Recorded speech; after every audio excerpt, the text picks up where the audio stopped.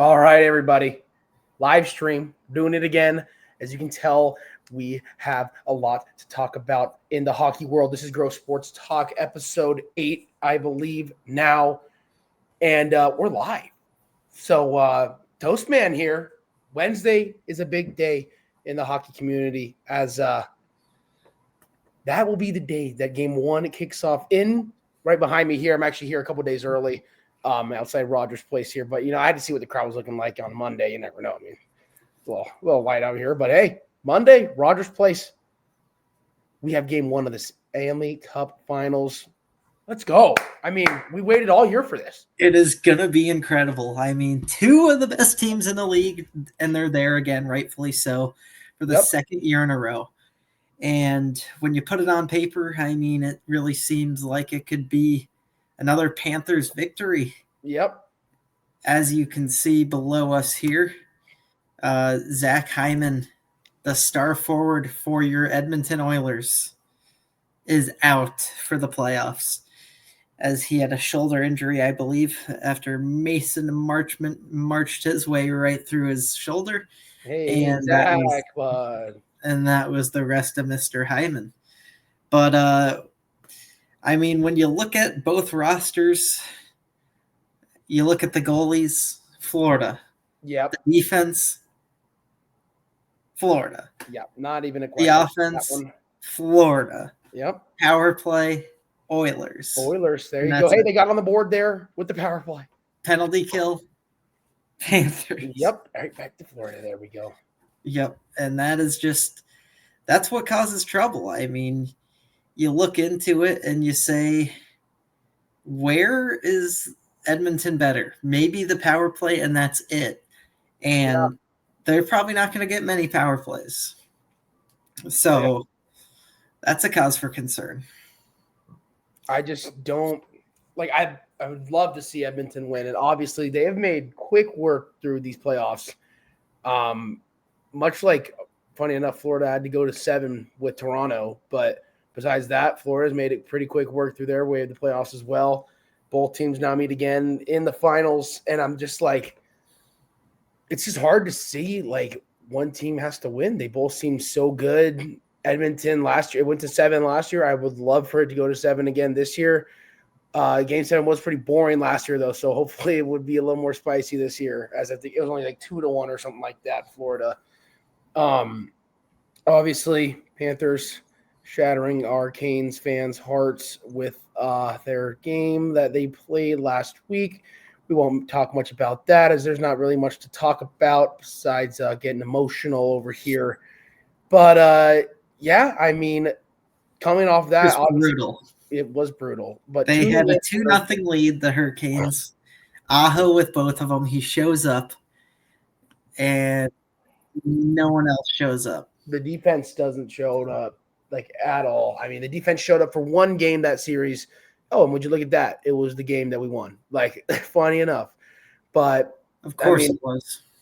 You can't expect Freddie. I mean, those tip ins right in front of the net, I mean, those are almost near impossible. If it's a clean pass towards the net and it's a tip, how are you going to expect Freddie to save those every time?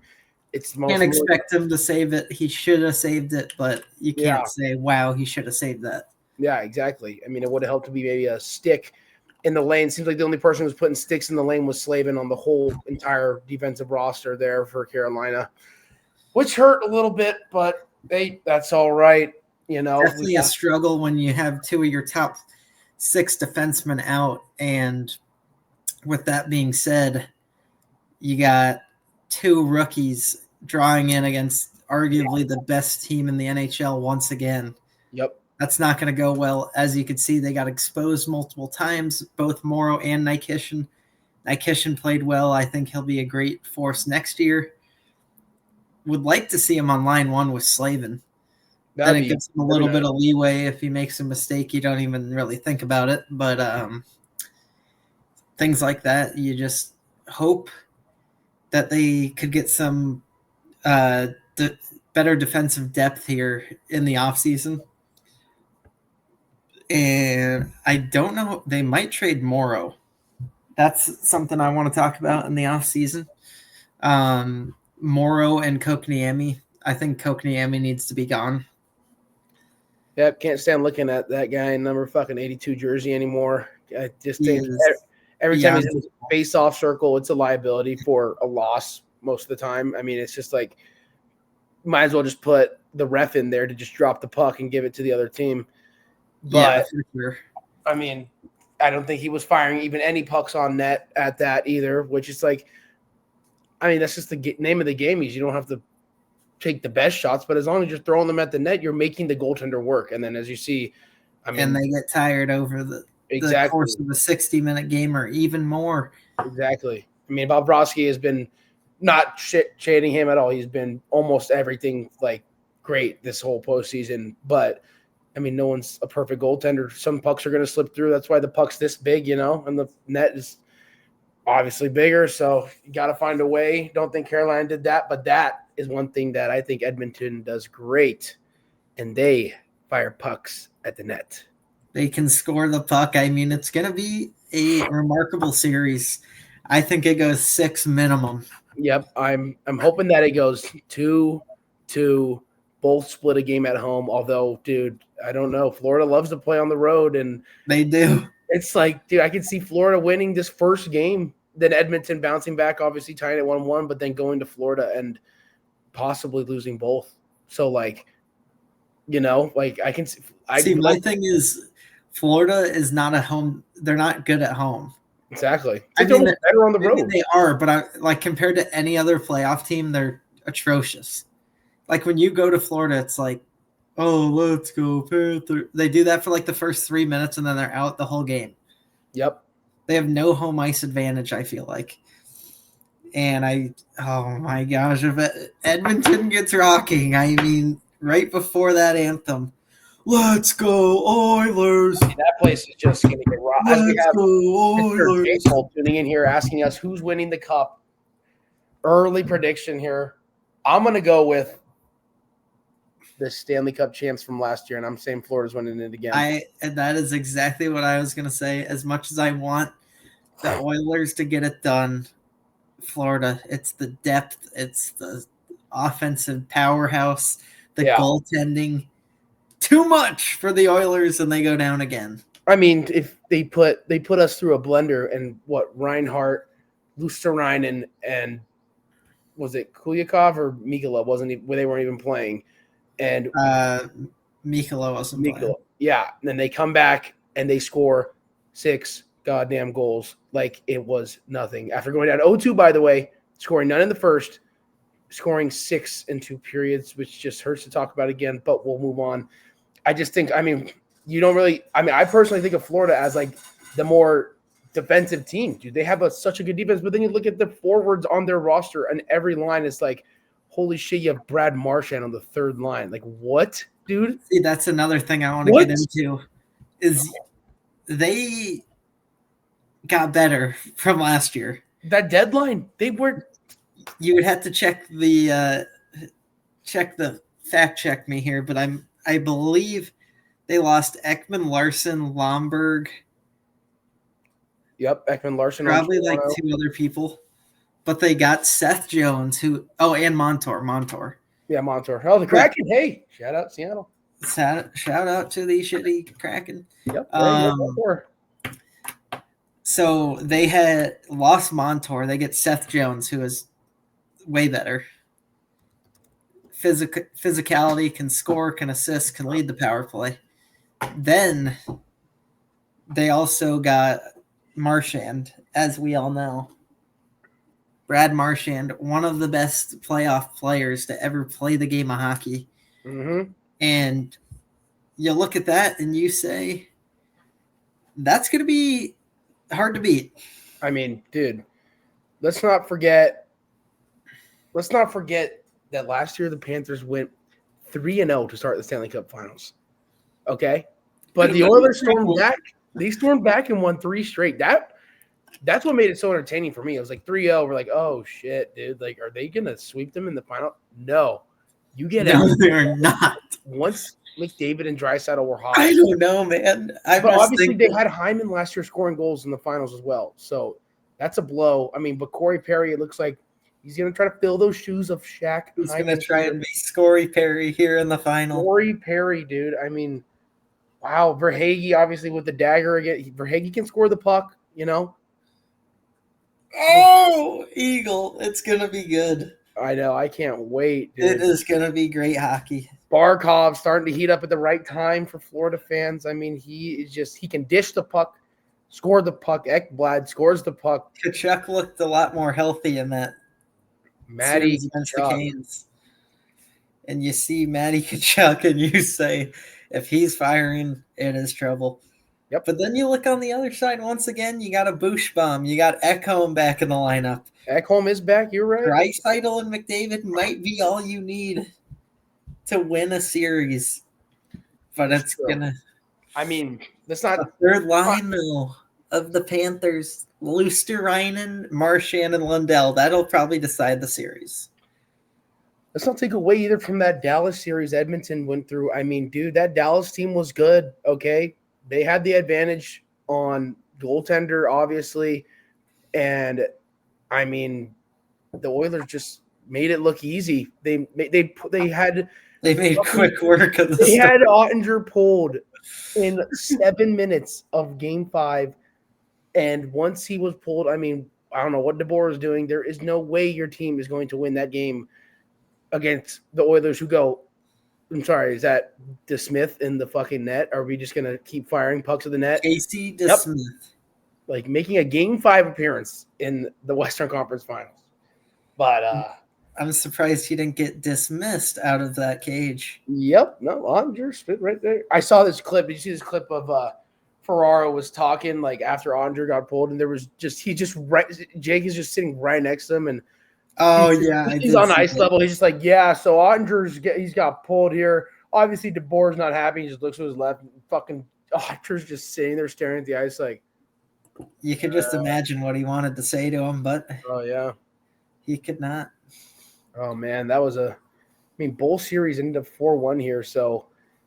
Honestly, probably the toughest matchup for these teams so far in the Stanley Cup Finals will be, or in the Stanley Cup playoffs will be in the finals. I mean, I almost forgot the Panthers fucking played the Lightning because they beat them 4-1 and made such quick work of them. Like I honestly did too because I totally forgot that, dude. I didn't even think to watch that series because it was over before it started. Yeah, it's insane. Over before it started. I mean, I could think over and over. I just don't see any way the Oilers win unless they win those first two.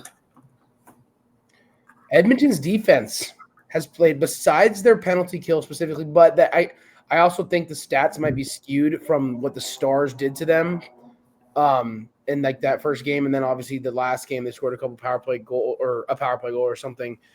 But their penalty kills looks like it's at 66% right now, whereas the Panthers are at 88%. But their power play is on a 30% scoring goal ratio here from the Oilers. That's ridiculous. Which that will be a fun movie to watch. That's in the playoffs, right? Yep, in the playoffs. That will be a fun movie to watch. An Edmonton power play against a star-studded Panthers penalty kill. That's where the popcorn is going to be thrown. That is going to decide the games. If Florida can stay like poised and composed and not, obviously Edmonton gets chippy, and I just got to see no stupid penalties being taken. I think the first game it won't be too chippy. Then it's going to get damn chippy. Oh yeah, I think when that series gets back to Sunrise, we could see some fireworks. Absolutely. I mean, if you're Edmonton, you have to win at least one at home. I know that's easy to say, but you have to. If you go down 2-0 to the Panthers, it's over. Yeah. I know the Oilers were down 3-0 last year, and they did end up losing in a Game 7 of Game 7s, a very defensive battle. And we all know who won, the Florida Panthers. But it's a new series. There's going to be a lot of motivation coming from the Oilers. I know. I think they're going to – I can only imagine what that hype video is going to be like inside Rogers Place from before last the year, game. from McDavid yelling at the team. That's got to be in there. I mean, I can only imagine what it's going to look like, dude. Oh, my God. But I just looked up the lineup from last year. So for Florida, looks like they did. Yeah, obviously they lost Ekman Larson. They also had Tarasenko. I forgot about Vladdy Tarasenko. And a Okposo, right? Okposo was also on the team in Lomberg. But obviously those first lines are the same here. You've got Verhaeghe, Barkov, Reinhart, and then Rodriguez, Bennett, Kachuk. The third line, you swap out Tarasenko. You still have Luosterainen, Lundell, and now Brad Marshy. I mean, dude, those top three lines, you could put me in a blender and lick me. Those are going to get it done. I mean, Lundell, Luosterainen, and Marchand. That could be a second line for almost any team. yep, exactly. And don't forget about Gustav Forsling. He's working on his little boosh bomb there from the point. Goosty. Gustav Forsling and Mr. Luosterainen, former Hurricanes. And they traded him for jack shit. I think Vincent Trocheck for 2 years. 3 years, 2 years. That just absolutely has to hurt. Final prediction, I say the Panthers. Are you all in on the Panthers here? I'm all in on the Panthers, but I think it's going to be Panthers in 6. I think they can. I say Panthers in 7. In 7, okay. I like it. I would love it in 7. Actually, I don't know because I think Game 7 would be in Edmonton. Oh, it would, and I think the Oilers would get. I mean, they'd have to get it done, dude. They would play lights out. And Matt Barton. You know what? Oh, I want to flip the script. You want to say Oilers in 7? I know you want to. Oh my gosh! I know you want to. Give me Oilers in 7. And all right. You can clip this chat. Clip it right now because the Oilers are going to get it done. I think it's the motivation. It's the playing for your injured brother, Shaq Hyman. It is. You know, they do have that little motivation. Deep. They have playoff experience. I think they could get it done. I really do. It'd be one of the best career achievements in 1 year for McDavid to win the 4 nations. Yep. And then a Stanley Cup in the same one. And then the Olympics coming up. But I don't think Canada will stand a chance for the Americans. Ottinger in the cage as long as Hellebuck. It should be a good one. As I believe that's in Italy. Is it? Yeah, this Olympics should be pretty. I did see Russia gets the no-go from the Olympic Committee. And there will be no Ovechkin. No Ovechkin. No Russia. Yep. Well, when you do dumb shit, then that's just all you can say is you're not going to be able to go today. Maybe so Arvidsson will be back in the lineup. We got Skinner. Yep. And I'm not talking Stuart. I'm talking Jeff, the former. Jeff. My name's Jeff. Oilers, 7 games. And I think they win just because they start at home. That's a very, I mean, in the final. It's a massive advantage. Very good advantage to have. Very good take by you there. But then you just think again, and it's like you got the Panthers are so good on the road. Dude, they're just good anywhere. And then you think again. But so are the Oilers. The Oilers are good on the road too. 20-19-2 away. 25-13-3 at home for the Oilers. 20-19-2 away for the Panthers. But that's regular season, so no one cares. I think you got to be physical. You got to have net front presence. And get Bobrovsky off his game, kind of like the Hurricanes did the last 2 games. Yeah. He was not playing like Bobrovsky. Like when you get bodies in the front, it will affect you. And there's no doubt about it. I think Sam Bennett scores 3 or 4 goals in these finals. I think he is going to explode here for Florida. Rodriguez gets one. Kachuk obviously gets a couple. But Sam Reinhart, I think, has a quiet Stanley Cup Finals this year. I don't know. He is a little injured. He's a little banged up as well. Obviously, McDavid's going to have 10 points. Draisaitl will have 4 goals. I think Corey Perry at least gets 2.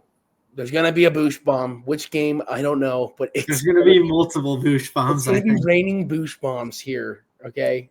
So, but I think the Oilers win game 1 and 2. That would be nuts, dude. That crowd would go. If you get that crowd going, there's not going to be a roof on Rogers Place. As you can see here, plenty of banners. Those will be gone if Bushbaum puts one in. Yep. Absolutely. But now we'll take a slight transition here to the NBA Finals. Hey, NBA, where is your money this year? Nobody cares about these teams. We have the Oklahoma City Thunder and the Indiana Pacers. Yep. If you just want to throw a quick prediction on that, I think we all know who's winning this. Should be 4 or 5 games max. Yep. And it's going to have to take those towns to Oklahoma City. As much as Indiana has made their run, and trust me, they've made their run. They went through some fucking teams here, all right? They went through the Cavs. They went through the Knicks, obviously. First round, I forget, because that felt like over a month ago, and I just don't care about watching Indiana Pacers baseball or basketball. See, I'm already on fucking either baseball. One. I'm like, God. Who did they play in the first round? I don't even know. Oh, the Bucks, probably. Oh, yeah, it was. Yeah, who wanted to watch that series? Nobody. Fucking Dame got hurt. And then I'm like, oh, here they are. I think NBA basketball's washed. It's officially washed. Nobody cares about it. I mean, it's just hard to watch. There's so many complaints for fouls not being called. There's hands in the air more like this than fucking asking for the ball or like that. And it's just Halliburton, one of the players that does that. Yep. The challenges are getting ridiculous. Every play is getting reviewed and challenged. And it's like, oh my God, dude. What happened to just letting them play, letting them, it's starting to get – but that's the thing with superstars now. Superstars are going to get those calls because they're superstars, and they're like, oh, my God, like I got hit. You see Shea driving through the lane getting fouled. It's like he's screaming the whole way down the lane, and then Halliburton's always bitching, and it's like, I mean, am I even going to watch the first game? I don't even know. I agree. I don't know if I am. I'm more tuned in. Probably won't, honestly. Yeah. Maybe I'll watch game 1. Yeah, we'll see. To see if it'll be a series. That's true. What if it is a series? What if we're wrong here? What if we're wrong and this goes to 7? I hope we are wrong. Yeah. But, wow, would it be big for either city to get a victory? Yep.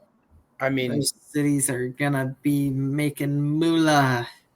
You talk about 2 teams that don't have finals yet. They don't have the ring on the finger or the trophy in the locker room. So, either way, a finals. 2 very young teams. Yes, very young. And very, like, I guess the Pacers aren't super young, but the Thunder are very young. I mean, the Pacers have one quote-unquote superstar, if you can even give Halliburton the name yet of a superstar. I was going to say, who are you even thinking? Because I don't know if they do have one. Yeah, and it's like how you think about that. And they made their way through. I mean, Siakam showed up, won't lie. He played amazing in the Knicks series. But you think about the Knicks team, and you're like, dude, you have Cat, Jalen Brunson, Mikal Bridges. How do you lose? How do you only win 2 games against the Pacers? Thibodeau needs to go. Yep, Thibodeau needs to go for sure. I 100% agree with you there. I don't think he's – I mean, dude, they were showing his record, like his playoff postseason record with the Knicks. It's like quite negative, Like it's like he's taken them there a lot, but like, dude, the record – it's like they just can't make it. And now they have Brunson, who is arguably a top – 5 player in the league, if you want to say that. I mean, at least in the playoffs, he came to play. Cat is up there for a top 20 player probably. And then, just couldn't get it done, man. They couldn't do it. And I don't think they deserved it. I think the Pacers outplayed them. I agree. I mean, Cat had 2 or 3 good games. I don't know why he just couldn't do that every game. No one can guard him when he gets going down in the post or anything. As we take a quick allergy break here at Rogers Place. Yeah, there is Rogers Place. I got a sneeze right there. Didn't want to do it on the cam. No worries, no worries. I mean, we got college baseball going now. That's heating up here at the regionals. Then it's going to be the super regionals next week. Now you got me ready to sneeze. Yeah, dude, Jeez, contagious. This prime allergy season here outside Rogers Place. I mean, it's just pollen floating And around. inside. Yeah, even inside it's getting bad. I mean, we got super regional baseball. Then we got MLB here. And once these playoffs are over, it's just going to be MLB, and it's going to be brutal for a couple of months. Sports fans, yep, we will have a drought of watching men throw balls into gloves and hitting nukes over the fence for souvenirs for little boys and little girls to go home with. And that's all we will have left. But, I mean, hey, we might be in attendance here for a Mariners game or two. And then you got, obviously Cal Raleigh on pace to hit, I want to say, like 55 home runs. Let me throw that in there. Mariners. I mean, dude. Cal Raleigh. 4 home runs in the last 3 games, I believe. Yep, the guy can hit the ball. All right. And hit the ball. Evan touched on it here a week ago in episode 7, and he said Cal Raleigh is scorching hot. And he might have been wrong because he's more than scorching hot right now. He's more than scorching hot. I mean, you talk about a guy who is swinging at balls out of the strike zone and you're getting lifted once again as little souvenirs for little boys and little girls go home with.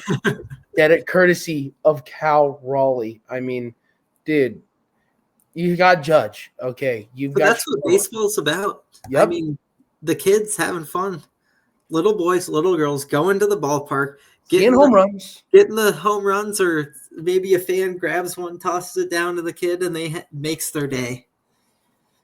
Hey, that thing's gone. That thing's gone.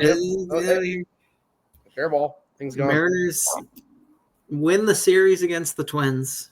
Back-to-back walk-offs. How are we doing? Young Cole Young into the lineup. Young, first career game, gets his first career hit, and then he gets a fielder's choice walk-off. You don't see that every day, Jim. You do not see it every day. You don't even see it every week. And Cole Young did it. And then the Randy Man can answers the next day after Munoz. I think the Twins have figured out Munoz. They seem to be the only team in the MLB that has so far. They got to him back-to-back days. Munoz gave up the lead again yesterday on a Harrison Bader fly ball that scored a runner from third. But, I mean, Julio's doing his thing, dude. He can steal a bag when you need him to steal a bag. He's starting to heat up a little bit as well. He's getting base knocks. The power's always there, so, you don't have to worry about that. This might be a hot take. Let's hear it. I think Cal Raleigh might be more important to the ball club than Julio. I absolutely agree. I don't even think that's a hot take anymore. I think Cal is doing the dirty work behind the dish for the Mariners. And, I mean, I feel like that position just gets looked down on so much. People don't realize what it's like to, framing the ball like Cal does. And Cal – calling a game. Yeah, and Cal has been praised for his ability to frame – balls into strikes. You see his glove, you see how he works under the ball and just, flicks that thumb in there. He calls the games exactly like you just said. And his arm, he's throwing runners out. He's the number one catcher in the league right now, all around offensively and defensively. And I just, absolutely. It's great to see that in Seattle. Finally, we have something just like when Julio got started, we were like, oh my God, fucking Julio Rodriguez is here in the MLB. And then now it's like, hey, this Cal Raleigh guy, let's watch him play.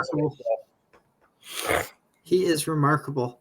I mean, a little bit of a slow start for Julio here. It looks like he's starting to heat back up. 244 average for him, 10 home runs and 32 RBIs. Not a bad start for him. I think he does do better in the three-hole for him. Mm-hmm.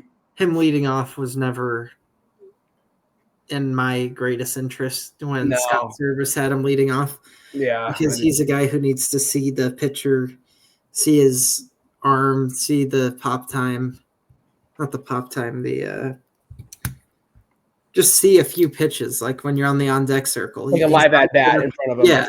I don't know why you would ever take JP Crawford out of the leadoff spot. I know he was absolutely colder than ice to start the year, but I mean, a lot of players are, and obviously JP's now heated back up, and I feel like he's just known to be our leadoff guy. And then I saw the other guy who's swinging for home runs. That's not what you want in the one hole.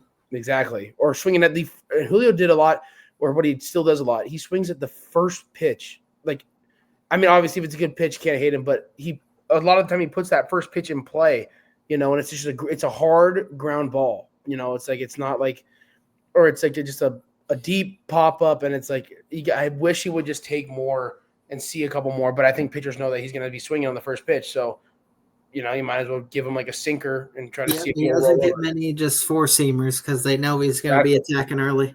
Exactly. But I think Julio's just as important as Cal. I mean, Cal's a little more important, but when Julio's going, the Mariners are going. Oh, yeah, for sure. And he's a big crowd guy. I mean, he's got that no-fly zone there in center field. He gets the crowd going. He'll turn around.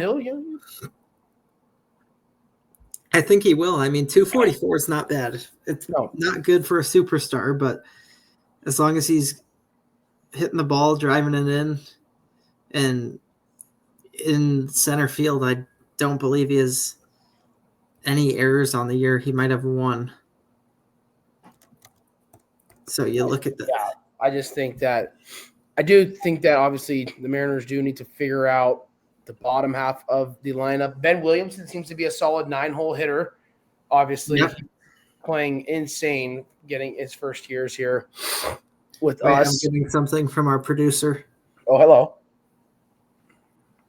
It appears in Mike Trout's first game back, he has gone Mike, a 454-foot home run. Are you shitting me? Thank you for that info back in the truck. 454 feet here at Fenway Park. Michael Trout, welcome back. One of the most liked guys in the league. You can't hate it. Obviously, he's been an Angels player for his whole career, so we've been going against Michael Trout, otherwise known as the Mariner Killer, but that's okay. He's a light guy. You didn't want to see a guy get hurt, but you want to see a guy come back even stronger, and Michael L. Trout has just done so. I think he's just the most unhateable athlete of all time. Yeah. Everyone just respects the greatness. There's no, there's no, oh no, he's better, she's better. It's Mike Trout is back. That's what it is. Mike Trout. Definitely struggled to open the year up. His power numbers were up, but he is only hitting 214. But, hey, if you're hitting home runs and driving runs in, that's all you could ask for because that's what he's there for. Looks like he's the designated hitter here. And are we thinking that Cole Young is going to be staying around on? That is a tremendous question. What's his normal position? Do we have word on that? When he was playing in the minors? Yeah. I believe it was shortstop, to be honest. That's what I thought too. So obviously he's not going to be taking over our shortstop this season, or unless JP gets hurt, knock on wood. But I think it's a solid fit at second base. Dylan Moore, very streaky player as well. Jorge Polanco, he was off to such a good start, but now he's kind of. Did Young start at second yesterday? I believe he did. Yes, he went 0 for 3 yesterday. So it's going to be interesting to see. I want to see if the Mariners give him this little away series that we have coming up, a little road trip that the Mariners are going on to Baltimore. And then I don't know what about after Baltimore, but it's going to be it's going to be some tough series coming up, as we talked about last time. But I want to see, or is this Baltimore series at home? Baltimore's at home. Okay, so maybe for this last 3 home games against Baltimore, I feel like they had to keep him up for the rest of this series. Yeah. Mariners off day today. Maybe Cole Young doing some Zen, getting back into Little yoga action. Yep. We've got We got Gilbert. Tomoyuki Sugano versus George Kirby tomorrow. I'd love to see a good game from Kirby tomorrow. You know, he's been struggling since he's been back. But that's expected. Yep. Expected out of a pitcher who's been on the shelf. Then Wednesday, you have Cade Pavich versus Emerson Hancock. Two pitching matchups that slightly favor the Orioles. Yep. And last but not least, the two aces on Thursday. It'll be Brian Wu versus Zach Eflin. And I say Brian Wu is the ace right now, as Gilbert is not in the rotation. Yep. Wu, another tremendous start from him. I believe he went – what did he go? Would that have been – or was that the game? Yep. I mean, Wu went 6 2/3, 3 earned runs, 6 hits. That's very – against the Minnesota Twins, who are not a bad team at all. So – they're hitting way better this year than they have in the past 5 years. Yep. Which is scary because if their pitching is as good as it usually is.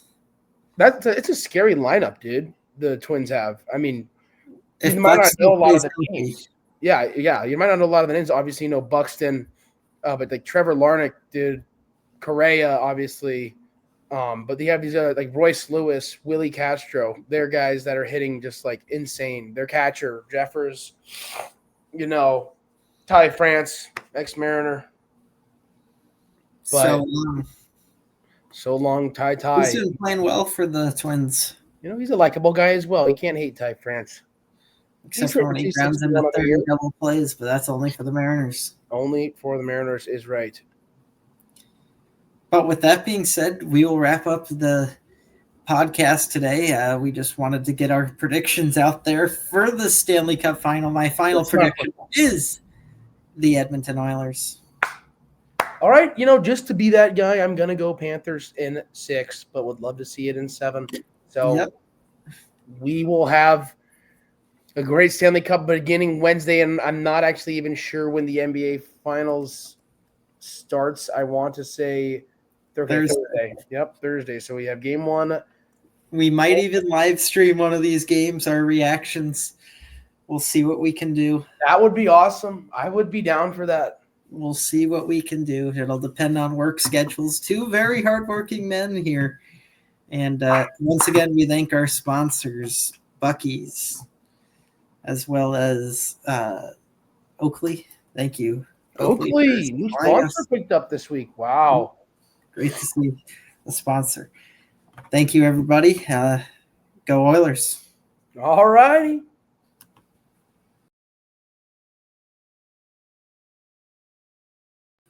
Gross.